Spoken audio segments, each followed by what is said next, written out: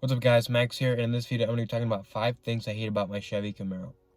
Now when I say hate, I'm only talking about things that maybe could have been done a little better by GM or Chevrolet, and uh, all the things I'm mentioning in the video are just little things. I still recommend the car, I still love the car, and there are plenty of things I like about the car, or features that I enjoy about the car, but these are just 5 things that I picked that could be improved upon, or just that I noticed. So let's get right into it.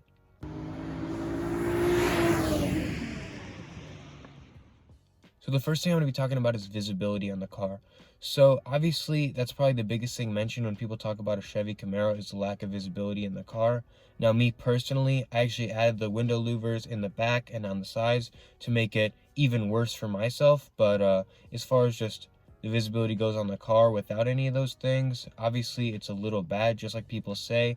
For me, it wasn't hard to overcome. I got used to it pretty quickly, and it wasn't something that would make me not buy the car if I could do it all over again. But it is something to note. The windshield's a little slim, and so are the windows, so it's going to be a little bit hard to see, and there are some blind spots, or it's going to be hard to see your blind spot because the quarter windows are a little small. But if you're thinking about buying the car and that's the one thing you're nervous about, I would highly suggest not buying the car because of that reason. But definitely I would test drive it and make sure that you're comfortable driving with it.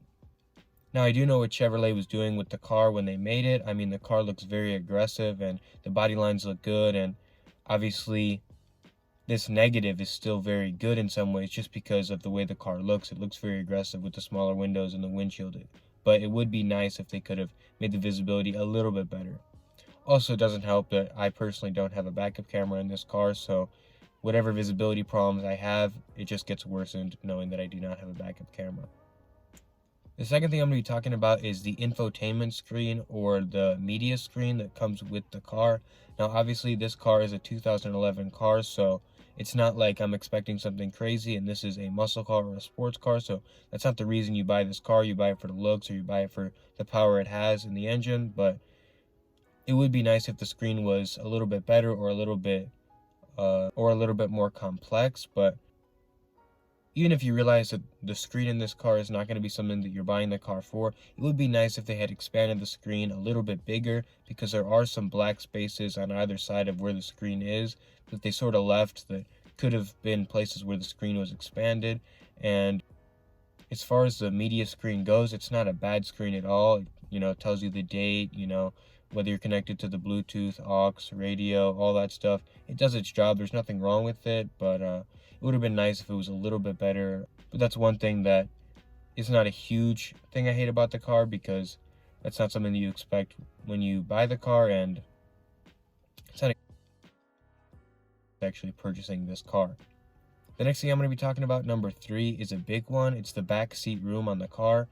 For this car, there's basically zero back seat room. I'm not even joking when I say this. The only people you're probably going to get back there is someone without legs, or really someone who is extremely, extremely small. And I'm only saying that for if you want a comfortable long-term ride. If you're putting a couple friends back there for a short little ride, probably less than 15 minutes, anyone could pretty much fit back there for a really, really short period of time. But their head's going to have to be lower because there's not a lot of headroom, and they're going to have to hold their legs in. It's just going to be uncomfortable, but it can be done. And that room, it might not be good for a person, but you can still put groceries and things like that in the back. So it's not like useless room. But when it comes to putting people back there, like I said, if you want a comfortable ride for a longer period of time, you're going to have to be very, very small.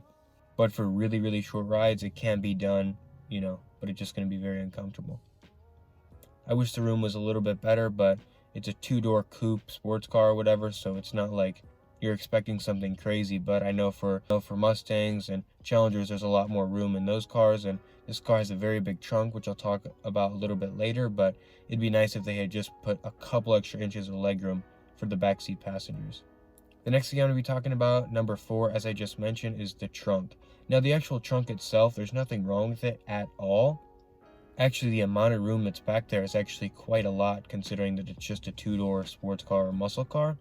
The thing I'm going to be focusing on is going to be the outline that they give you to put things in the trunk. As you can see, it is not a big opening to get things in the trunk.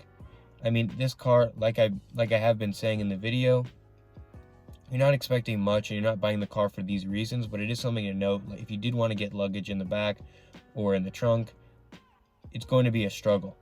Once you get it in, like I said, there's plenty of room and it's no problem, but if you have a bigger bag or a box or something you got to get back there, it's a real concern as to if you can actually get it back there.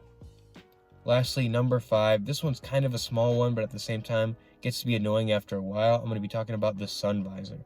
Now the sun visor on the car is extremely small. As you can see, not only is the visor itself small, the mirror is actually small. So if you have a passenger who wants to look in the mirror or look at themselves, they're going to be looking at a very small mirror. Now the mirror isn't really a problem when it comes to a day-to-day basis, and no one's really even using their sun visor for a mirror that often unless you're putting makeup on or something like that. But having the visor actually being small actually can be sort of a hassle, because when the sun is shining, it's really in your face.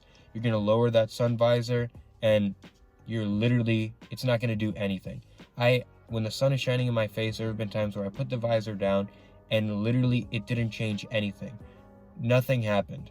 The sun was still in my eyes. I still had to put my hand up, and it was just a total waste.